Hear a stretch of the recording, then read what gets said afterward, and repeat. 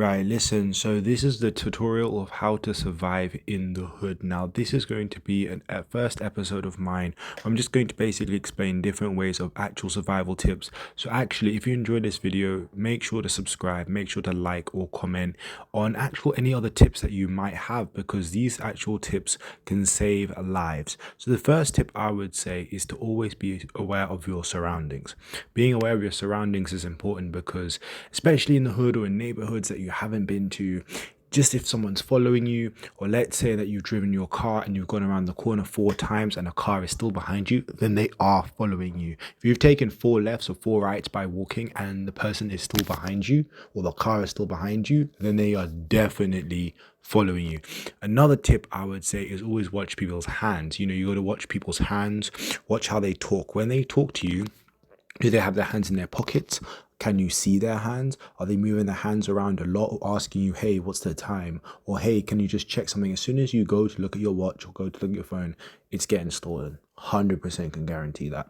So yeah, the next thing to do is, like I said, watch people's hands and watch their movements. Another one, if someone ever calls you over to come to a corner or to come to somewhere to talk to you, like, hey bro, come over here, or hey, I want to show you something cool, or hey, I've got something interesting, or hey, yo bro, ignore those kinds of people. If you have a group of people at a bus stop or a train station asking you to come towards them, then they're likely trying to rob you or trying to harm you. So that's another one, especially if they're standing where there's no CCTV cameras. Another one, like aerial, that you'll know you're in the hood, is if the CCTV cameras have been covered by some kind of like spray paint or have been destroyed. If you're seeing like destroyed CCTV cameras, that is a sign that you're in a dangerous area and you need to get out. So that's another warning sign.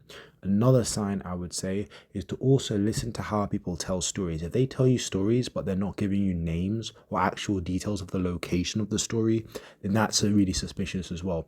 Another one is a lot of travel agencies. Now, you might think, travel agencies, what are you talking about?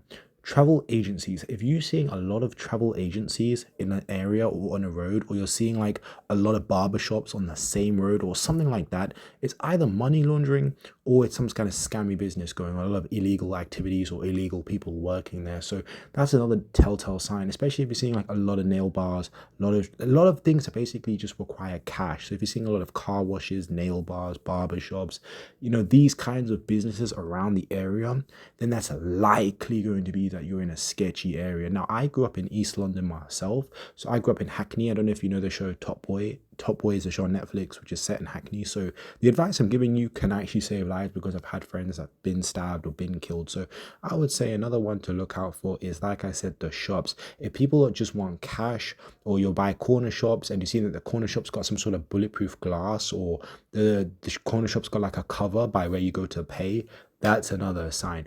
Also, another sign could be very cheap food. If you're seeing chicken shops around, or you're seeing like chip shops or burger shops around the area which are looking a bit too cheap, that could also be a sign that you're in a sketchy area. So I say watch out for that one. People doing cup tricks on the floor, or some sort of gambling game on the floor, or cards, or people just sitting around tables smoking a lot, wearing all black. These kinds of signs are in that you're in a sketchy area. So I'd say watch out for that. Watch out for people wearing ski masks or ballys, or trying to cover their face with a COVID mask. Like, come on guys, it's 2025.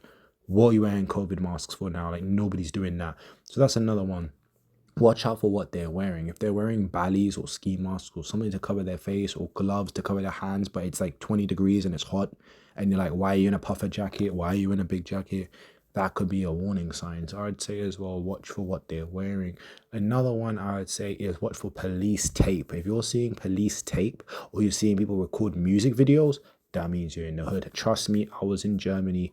I saw a lot of people running around with machetes and knives recording music videos. And if you're seeing that kind of behavior, especially in the nighttime, you need to get inside a building. Also, if you're seeing a 24-hour library, that's a good spot to chill in, to look out the windows and just view of what's going on. It's always good to be aware of what's going on, especially with the world getting more and more dangerous. I feel like it's always good to be aware of your surroundings, be aware of what's going on, aware of who's in the corner, who's at the bus stop all the time, who's in different locations. And, these are the likely areas that things happen, because at train stations or bus stations, there's a lot of people getting on or off the bus, on and off the train. This is where robberies can happen. This is where real life situations I've seen people will get robbed, and it's bad. And it's always at a train station or at a public bus stop or a location where there's a lot of people gathering, nightclubs. These kind of locations are very prevalent in these kinds of activities. So I'd say to watch out for nightclubs or these kind of locations. If you smell a lot of, I'm not going to say the word for YouTube, but you're smelling a lot of green. You're smelling a lot of green in the area. It could also be a sign that you're in the hood. Unless you're in a country where it's legal, okay, that's different. But we're talking where it's not legal. If you're smelling a lot of green or a lot of a chemical smell around the area, that could be another sign. If you're not seeing any police or any, parents out with children in the area in the nighttime, that could be another sign. Especially if you go by the park and you're just seeing a bunch of dudes smoking everywhere, that's another sign that you're in a sketchy situation. So I'd say it's always good to, keep your head high. Don't look at the ground too much. Make sure to be aware of your surroundings, especially at bus stops or nightclubs or different kind of locations. It's always good to actually be aware of your surroundings. And if you're aware of your surroundings, you will be safe. And I think that it's also good to be in a group, especially if you're nighttime or you're traveling around. I've been to a lot of countries, and I feel like if you're by yourself, it can make you more of a target. So even if you just be on your phone to your friend, just be speaking to your phone and a friend, that could help as well. So I think if you're on the phone to your friend, or look like you're a bit busy, or look like you're talking to someone or texting someone, that could be good. But don't use headphones or earphones, because that's when people can come and stab you in the back. And I've actually been stabbed in my back twice, so I know what I'm talking about with this information.